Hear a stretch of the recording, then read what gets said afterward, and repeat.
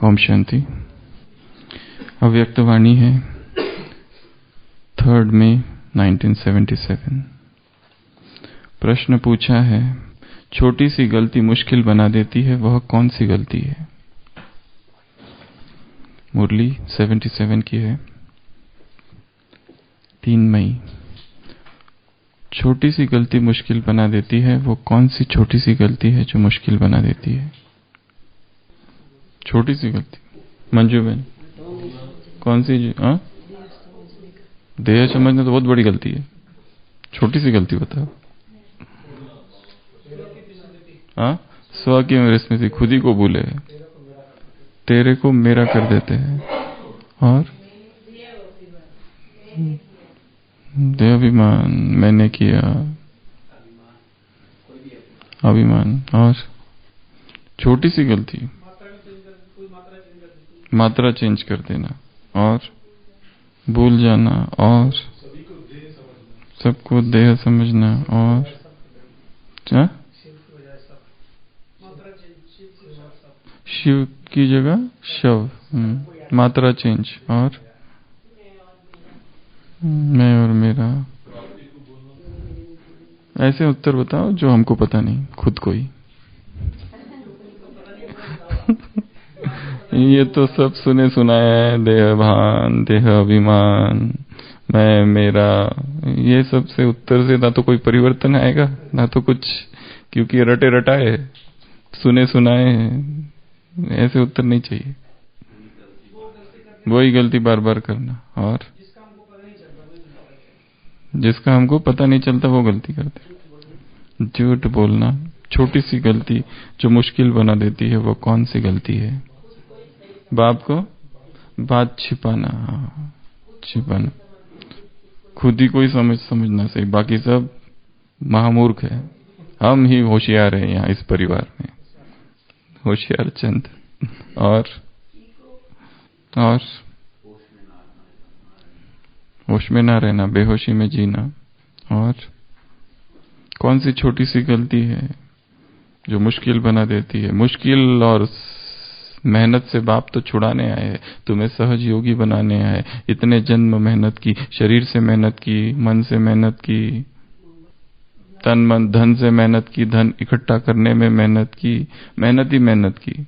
मुश्किल ही मुश्किल थी, बाप मन को बाप में लगाने की मेहनत, कितनी कितनी विधियों से याद करने की मेहनत। अब बाप आए हैं सभी मेहनत से मुक्त करके तुम्हें सहज योगी बनाने। प्राप्ति को भूलना ये गलती है, और विस्मृति की गलती है, और ड्रामा रिपीट हो रहा है ये भूल जाना। बाप को सर्वव्यापी कह देना। क्या ब्राह्मण सोचते हैं सर्वव्यापी? ब्राह्मणों की बात चालू है।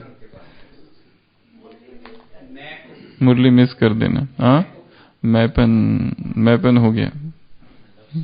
लक्ष्य की विस्मृति, और साथी, साथी कौन है यही भूले हुए हैं। अपने कर्तव्य की विस्मृति। और शिल्पा बहन, कौन सी छोटी सी गलती है?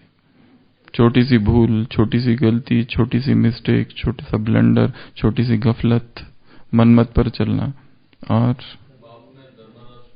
बाप में धर्मराज को भूल जाना। रिलेशनशिप, इटर्नल रिलेशनशिप जो है वो भूल जाना। और इसमें जो दिया है वो अभी तक नहीं आया।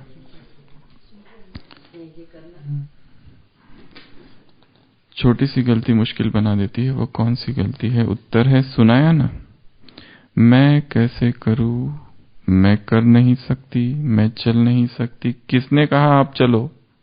बाप ने तो कहा नहीं कि अपने आप चलो। साथी का साथ पकड़ कर चलो, साथ छोड़। अपने ऊपर क्यों बोझ उठाकर चलते हो? जो कहना पड़े मैं नहीं कर सकती, मैं नहीं चल सकती, गलती अपनी, और फिर उल्हाने बाप को देते हो। उंगली खुद छोड़ते, बोझ खुद उठाते, फिर कहते बोझ उठाया नहीं जाता। किसने कहा कि तुम उठाओ?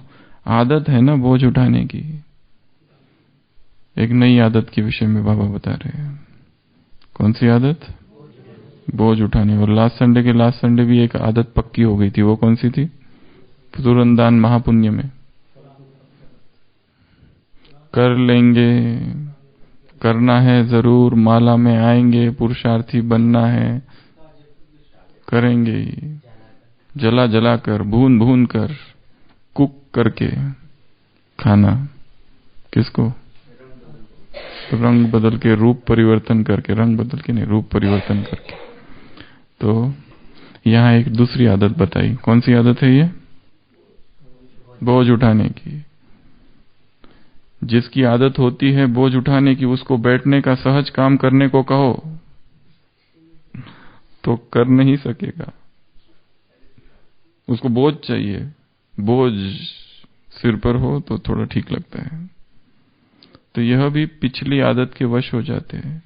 यह तो नहीं कह सकते मेरे पिछले संस्कार है, यह भी नहीं कह सकते, खबरदार, हैंड्स ऑफ। अगर कहा तो पिछले संस्कार है, अर्थात मर्जीवा नहीं बने हैं। जब मर्जीवा बन गए तो नए जन्म, नए संस्कार होने चाहिए। पिछले संस्कार पिछले जन्म के, इस जन्म के नहीं। वह कुल ही दूसरा हो, यह कुल ही दूसरा। वह शूद्र कुल और यह ब्राह्मण कुल। जब कुल बदलता है तो उसी कुल की मर्यादा को पालन करना है। जैसे लौकिक रीति में भी अगर कन्या का कुल शादी के बाद बदल जाता है तो उसी कुल की मर्यादा प्रमाण अपने को चलाना होता है। यह भी कुल बदल गया तो यह सोचकर भी कमजोर ना होना कि पिछली आदत है ना, इसलिए यह तो होगी ही, लेकिन अब के कुल की मर्यादा क्या, उस मर्यादा के प्रमाण यह है ही नहीं। तो छोटी सी गलती कौन सी बताई? बोझ उठाने की गलती। कौन सी बताई? मैं कैसे करूं? मैं कर नहीं सकती, मैंने ये कभी किया नहीं, इसका मुझे कोई अनुभव नहीं, ऐसी परिस्थिति मुझे कभी कहीं सुनी नहीं, सिलेबस के बाहर की परिस्थिति है ये, पढ़ाई में कभी बाबा ने बताया नहीं। ऐसा भी होता है क्या? मैं चल नहीं सकती, मुझे किसी ने सिखाया नहीं, मेरे पास अनुभव नहीं। किसने कहा आपको चलो? बाप ने तो कहा नहीं कि अपने आप चलो। साथी का साथ पकड़ कर चलो, साथ छोड़ अपने ऊपर क्यों बोझ उठाकर चलते हो? जो कहना पड़े मैं नहीं चल सकती, मैं नहीं कर सकती, गलती अपनी और उलाने बाप को देते हो, उंगली खुद छोड़ते हो, बोझ खुद उठाते हो, फिर कहते हो बोझ उठाया नहीं जाता। किसने कहा तुम उठाओ? आदत है ना बोझ उठाने की। जिसकी आदत होती है बोझ उठाने की, उसको बैठने का सहज काम कहो तो कर नहीं सकेगा। यह पिछली आदत के वश हो जाते हैं। तो कौन सी आदत बताई? बोझ उठाने की। क्या करे, कैसे करे, प्रश्न ही प्रश्न। ये मेरे से नहीं होता, ये बहुत मुश्किल है, ये सारे प्रश्न। एक राजा जा रहा है अपने रथ में, तो उसको किसान एक दिखता है, बेचारा थका है, उसके पास सामान है और बड़ी मुश्किल से उठा कर लेके जा रहा है। तो राजा को दया आती है, कहता है कि तुम मेरे पास आ जाओ, रथ में तुम भी बैठ जाओ। वो कहता है नहीं नहीं नहीं नहीं नहीं, वो कहता है बैठ जाओ, मैं भी उधर ही जा रहा हूं। तो वो बैठ जाता है, तो सामान उसके पास होता है, फिर उसको बेचैनी होती है, तो वो अपना सामान अपने सिर पर रख देता है। तो राजा कहता है सामान सिर पर? वो कहता है आपके पहले इतने उपकार है, उस पे मैं अपना सामान भी नीचे रखूं? कम से कम सामान तो मुझे अपने सिर पर रखने दो। कितना मैं बोझ आपके रथ के ऊपर डालूं? पहले ही आपके उपकारों के नीचे दब गया हूं, तो अभी मैं सामान भी रखूं, खुद भी बैठूं, इससे तो अच्छा है कि सामान मैं अपने सिर पे रखूं, उतना ही बोझ कम।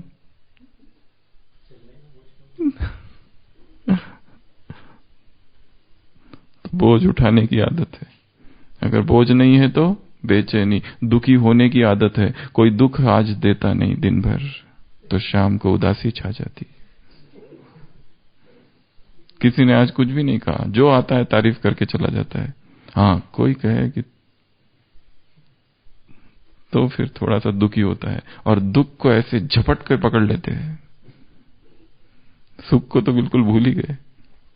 किसने मदद की उसकी कोई याद नहीं, पर जिसने धोखा दिया उसको एकदम से पकड़ लिया, और उसकी दिन रात उसकी याद, उसका चिंतन, और उसको बड़ा करना, और फिर उसका विस्तार करना, और उसकी चर्चा करना, उस दुख के सागर में डूब जाना।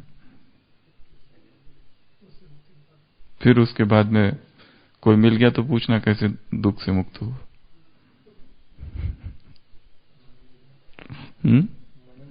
मनन चिंतन करना दुख का, उसमें रमन करना दुखों में, उसके अनुभव इकट्ठे करना, पूंजी इकट्ठी करना, खजाने दुख के, संपदा और सबसे महान दुखदाई आत्मा बनना। स्व दुखवाद, एक होता है दूसरों को दुख देना, एक होता है खुद को दुख देना, एक होता है सैडिस्ट जो दूसरों को दुख देता है, एक होता है मैसोकिस्ट जो स्वयं को दुख देता है। स्व दुखवादी, पर दुखवादी, स्व दुखवादी, दो प्रकार के व्यक्तित्व है संसार में। खतरनाक कौन है? जो खुद ही को दुख देते हैं, खुद ही अपने दुख का कारण है, और हमारे दुख का कारण कभी भी कोई दूसरा नहीं है।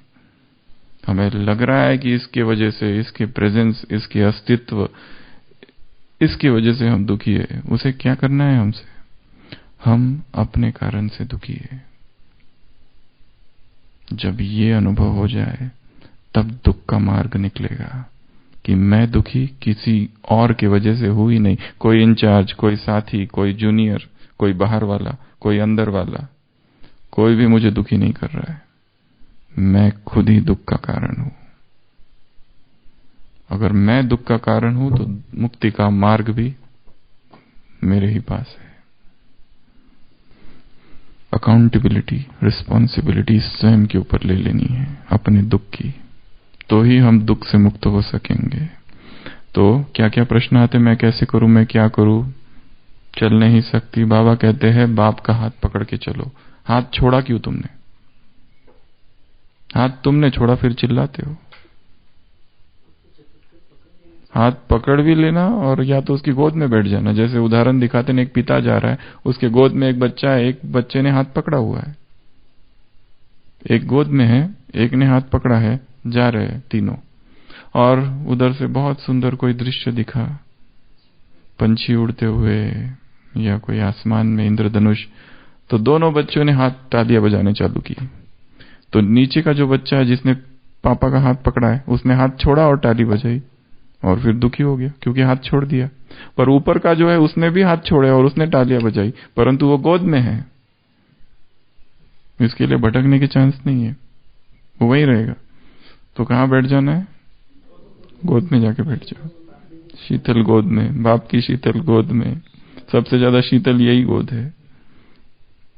महाराष्ट्र में एक बहुत सुंदर चित्र है, वहां कृष्ण की पूजा विट्ठल के रूप में होती है।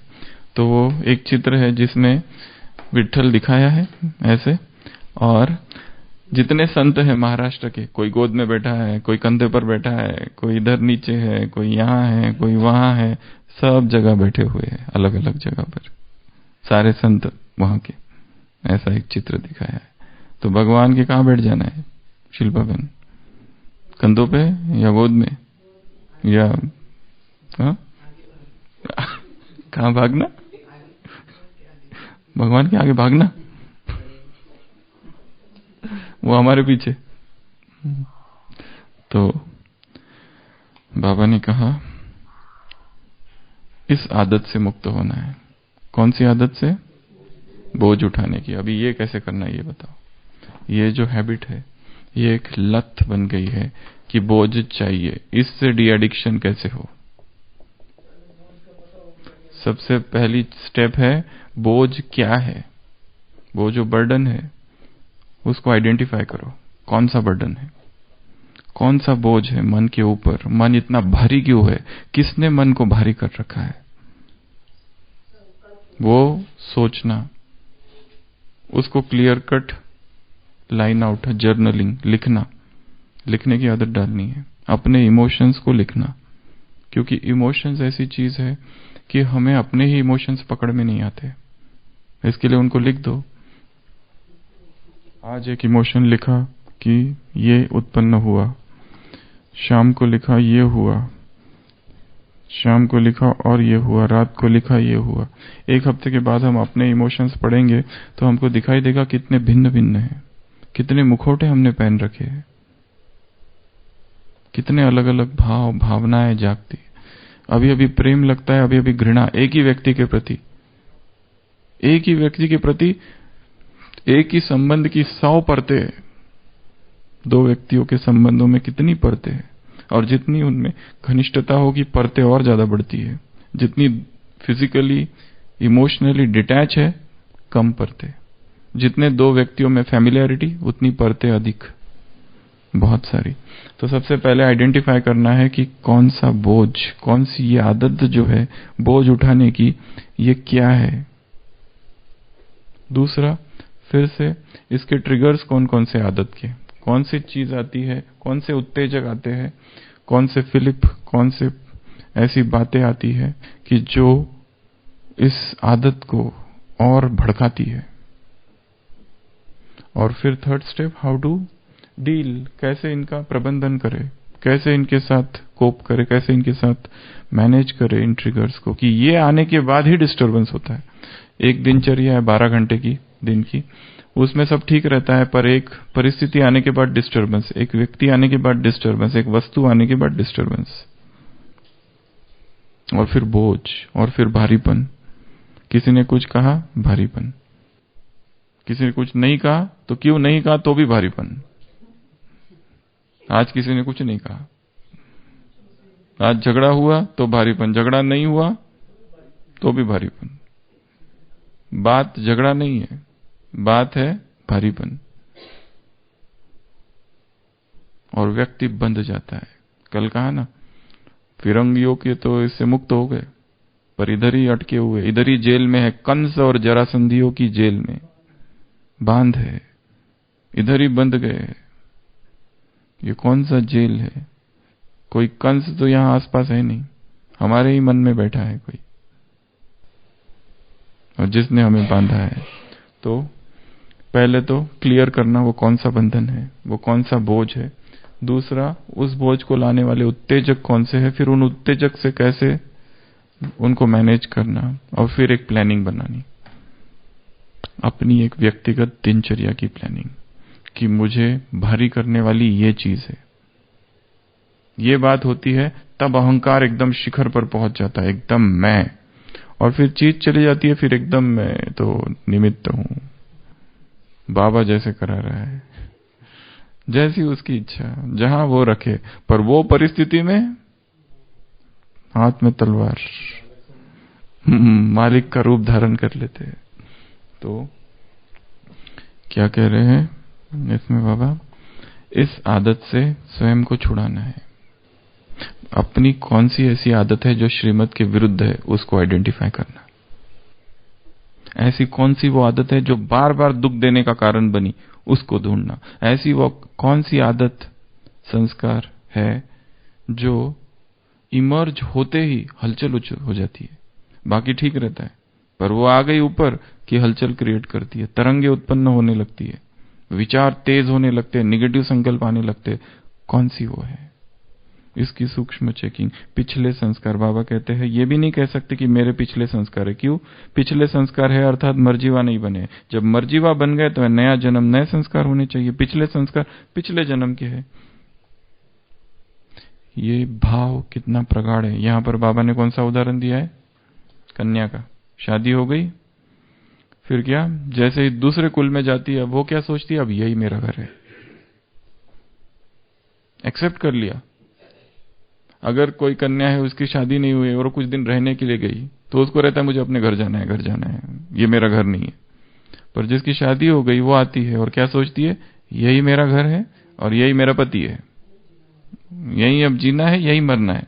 इसलिए भारत की स्त्रियां द्वापर से अब तक तलाक बहुत कम हुए, पर विदेश में ऐसा नहीं है, वो स्वीकार ही नहीं करती। पति ऐसा है, खत्म, तलाक, टूट, अलग हो जा, पर तुरंत निर्णय। भारत की स्त्री धैर्य, अब यही मेरा घर है, पति चाहे कुछ भी कहो, शराब पीता है, जो करता है करे, पर यही अब मेरा है सब कुछ। परमेश्वर, आपके चरणों की दासी, मेरे पति परमेश्वर। पुरुष कमजोर होते हैं, उनको भी सहन करना पड़ता है। कल बोला वैसे पुरुषों ने, कांग्रेस वाले पुरुषों ने ज्यादा सहन किया, अभी विष के कारण माताओं को सहन करना पड़ा है। कल की मुरली में था, चलो वो तो दूसरी बात है। तो यहां बाबा उदाहरण दे रहे हैं शिफ्ट ऑफ कॉन्शियसनेस, कितना फास्ट हो रहा है शिफ्ट ऑफ कॉन्शियसनेस। जितनी प्रगाढ़ वो प्रतीति होगी उतना जल्दी शिफ्ट हो जाएगा। जैसे दिखाते हैं ना, संसार में एक पुरुष है, किसी स्त्री से बहुत प्रेम करता है, ठीक है, और एक दिन अचानक उसको पता चलता है कि ये कुछ खतरनाक है या धोखा दे रही है। वो प्रेम एकदम एक क्षण में खत्म हो जाता है उसका। ये तो ट्रैप है, जैसे कोई एक जाल बिछाया हुआ है किसी ने और मैं उसमें फंस गया हूं। जैसे उसको पता चलता है वो बाहर निकलने की कोशिश करता है, वैसे नहीं निकलेगा। तो जैसे ये पता चलेगा ये एक जाल है जबरदस्त, कल कहा ना माया बलवान है, उससे फिर निकलने का चिंतन चलता है, कैसे मैं निकलूं, ये ट्रैप था एक, ये जाल था एक, जंजाल जंजीर है रावण की, इससे बाहर निकलना है।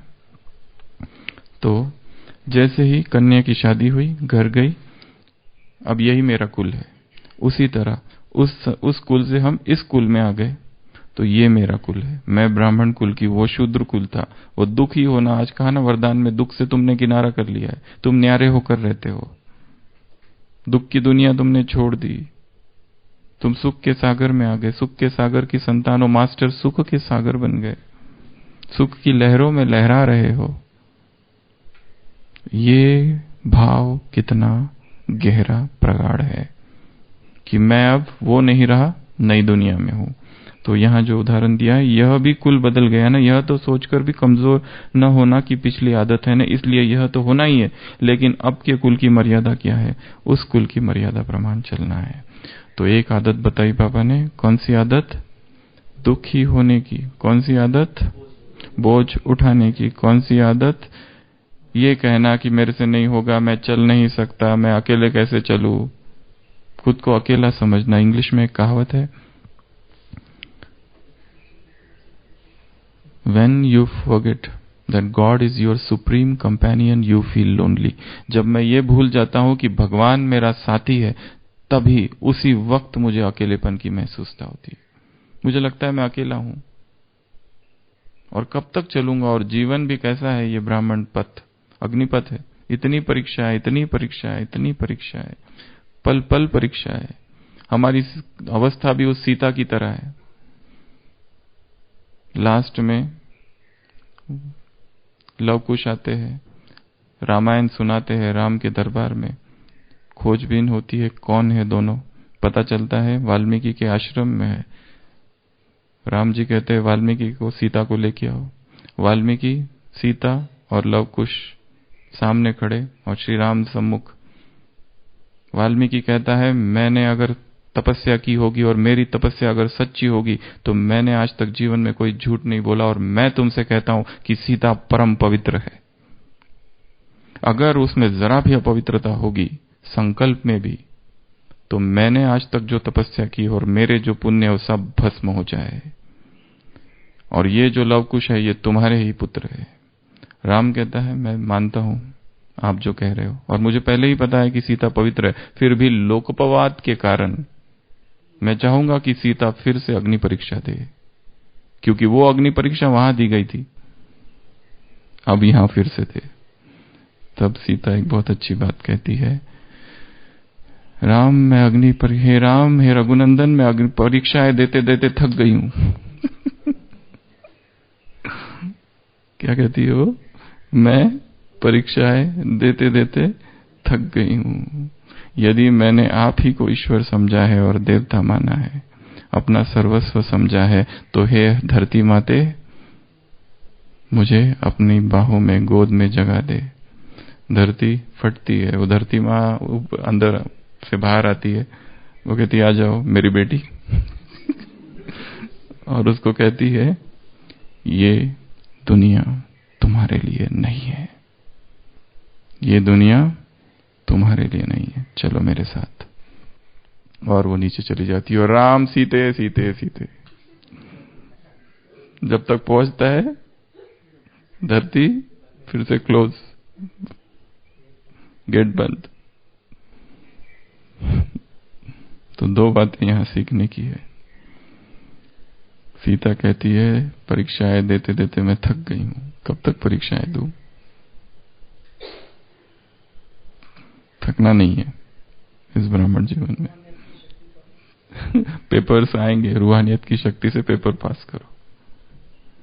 और दूसरा, वो जो धरती माता सीता को कहती है ये दुनिया तुम्हारे लिए नहीं है, ये लोग तुमको समझ नहीं पाएंगे, और इनसे अपेक्षा भी मत करो कि ये समझे। तो ये दुनिया हमारे लिए नहीं है, ऐसा अंदर तीव्र वैराग का भाव हो। और परीक्षाएं आ रही है, पास करते करते जाना है, साक्षी होते होते जाना है। डरना नहीं, झुकना नहीं, रुकना नहीं, थकना नहीं, हारना नहीं, साथी उसको बनाना। और इस तरह के संकल्प ना आए, कैसे चलूं, कैसे चलूं, क्या चलूं, उसके साथ का निरंतर अनुभव करना है। ठीक है, अभी कल जो साकार मुरली चली थी उसकी कुछ बातें बता दो, रिवीजन। बहुत दिनों से मुरली रिवीजन नहीं हो रहा है, साकार वाली। चलो बताओ फटाफट, कम से कम 50 पॉइंट। क्या क्या क्या बताया हिसाब किताब? कर्मातीत अवस्था में क्या होगा लास्ट में नरेश भाई? दुख की अनुभूति नहीं होगी, ये शरीर दुख नहीं देगा, फिक्र नहीं होगी, ये लास्ट में होगा। संडे भी कहा था दीदी से मुलाकात, दीदी के विषय में बात करते करते, दो प्रकार की आत्माएं, एक कर्म बंधनी आत्मा, एक कर्मातीत आत्मा। कर्म बंधनी आत्मा समय सेवा लिमिटेड है, कर्मातीत अर्थात किसी भी समय कहां पर भी बैठकर कितनी भी सेवा कर सकती है। जैसे दीदी का उदाहरण, स्पीड तीव्र, 1 सेकंड में हवा हो गई, स्पीड 1 सेकंड में, और ट्रांसफर, ये सब बातें थी। और कल की पॉइंट्स, एक तो ये पॉइंट है। तो कर्मातीत अवस्था अर्थात देंगे, कर्मातीत अवस्था अर्थात जिसमें शरीर से जो दुख है उसका कोई प्रभाव ना हो, कोई फर्क ना पड़े। बीमारी आएगी, ऐसी ऐसी बीमारी आएगी, आने दो, हाँ ये चालू रहेगा उसका, उसको कुछ ना कुछ तो होगा ही। शरीर कितना भी कुछ करो, क्योंकि तत्व ही तमो प्रधान है। जो भोजन निकल रहा है तत्वों से, वो तमो प्रधान नहीं है। फिर हम चलो उसको शुद्ध कर रहे, भोग लगा रहे, सब कर रहे। तो पहला तो ये पॉइंट। दूसरा, चलते फिरते याद करना है। तीसरा पॉइंट, शांति के लिए कहाँ जाना है? कहीं जाना नहीं, विघ्न तो आएंगे। और मददगार, क्या? बाप के मददगार बनना है। और कर जरासंगी की जेल इधर ही है। गांधी जी वो बेहद, वो हद का मैं बेहद का, वो फिरंगियों से छुड़ाता है, और मैं रावण की जंजीरों से छुड़ाता हूँ। मेयर को भी बापू कहते हैं। और हाँ, तन से भी की सेवा की, तो अभी पद भी मिल गया उनको, थोड़ा मिनिस्टर बन गए, पर उसमें दुख तो है ही। भारत को आबाद बनाने की सेवा करनी है, भारत की तन मन धन से सेवा करनी है। और इनकम टैक्स वाले माफ कर देंगे। और सौभाग्य किसका है? माताओं का है, गरीबों का। बाप है गरीब निवास, साहूकारों का तो हृदय विदीर्ण हो जाता है। और माता जी क्या कहा बाबा ने कल? हाँ, तो सच्चे सेवाधारी बाप जैसे वर्ल्ड सर्वेंट है, तुम्हें भी वर्ल्ड सर्वेंट बनना है। सच्चे सेवाधारी अर्थात जिसमें त्याग हो, जिसमें सेवा हो, जिसमें देने की भावना हो, लेने की भावना ना हो। और तो भाग्य दासी बन जाएगी। रेस करनी है, क्या? घुड़दौड़ बुद्धि की रेस। और नहीं, वो संडे नहीं, कल वाला साकार मुरली, वो संडे वाली है। सेवाधारी देने वाले हो गया। को सूर्यवंशी बनना कोई कम बात नहीं है। अच्छा, स्वस्थिति शक्तिशाली बना, देही अभिमानी बनेंगे तो फिक्र से छूट जाएंगे। और सोल कॉन्शियस से अकेला होकर बाप को याद करना है। सोल कॉन्शियस से अकेला होकर बाप को याद करो। कितना अच्छा वाक्य है। अकेले हो जाओ, भीड़ नहीं चाहिए उसको, भीड़ कम करो अंतर मन की। और शिल्पा बहन, निखिलेश भाई, आशीष भाई, एक ही फादर को याद करना है। Follow mother father. जो मम्मा पापा को माता पिता करते हैं वही फॉलो फादर मदर है। और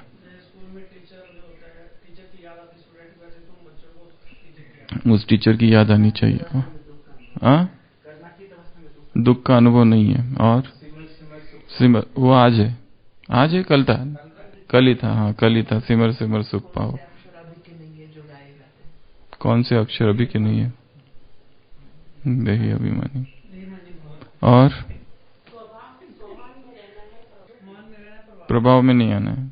ये कल था, आज आएगा। नहीं, कल वाला पूछ रहे। अच्छा, slogan. First class nature cure. Nature cure अर्थात नेचर क्योर क्या होता है? नेचर क्योर में बहुत सारी चीजें। नेचर क्योर अर्थात एक होता है नेचुरल हाइजीन, उसमें होता है नेचुरोपैथी, उसमें होता है ऑर्थोपैथी, उसमें होता है हाइड्रोथेरेपी, बहुत सारी चीजें उसमें। डिटॉक्स। तो यहाँ तो ये बाहर का है, वैसे नेचर क्योर अंदर करना है। शुद्धिकरण, डिटॉक्स, सारे टॉक्सिन्स निकालने हैं अंदर के। थोड़ा उपवास करना पड़ेगा उसके लिए, तो ही टॉक्सिन्स निकलेंगे। उसमें क्या करते हैं नेचर क्योर में? वहां जाके कोई गया है क्या? कई लोग जाते हैं थेरेपी करने 10-10 दिन, 15-15 दिन, उधर जाके उधर का, फिर यहाँ आने के बाद इधर का, 4 दिन करने के बाद सिटी हॉल वापस वही। हाँ, कीचड़ में भी। हाँ, वो तो मड थेरेपी है ना, हाइड्रोथेरेपी, मड थेरेपी, बहुत सारी चीजें उसमें होती है। तो बाप कौन see nature? Spiritual nature cure. इस टॉपिक पर हर एक को लिखना है। आज टॉपिक दे रहे हैं सबको काम के लिए, स्पिरिचुअल नेचर क्योर। उस नेचर क्योर में क्या क्या होता है, इस नेचर क्योर में क्या क्या करना है। Spiritual nature cure, spiritual detoxification, spiritual naturopathy. Naturopathy अर्थात नेचुरल डाइट लेना। स्पिरिचुअल नेचुरोपैथी अर्थात आत्मा का जो नेचुरल नेचर है उसमें कैसे स्थित होना। वहां पर डाइटिंग की जाती है, यहाँ कौन सी डाइटिंग। वहां फास्टिंग की जाती है, यहाँ कौन सी फास्टिंग। वहां जूस थेरेपी, यहाँ जूस थेरेपी कौन सी। वहां स्प्राउटेरियन, यहाँ पर स्प्राउट थेरेपी कौन सी। वहां पर एक्सरसाइज, यहाँ एक्सरसाइज कौन सी।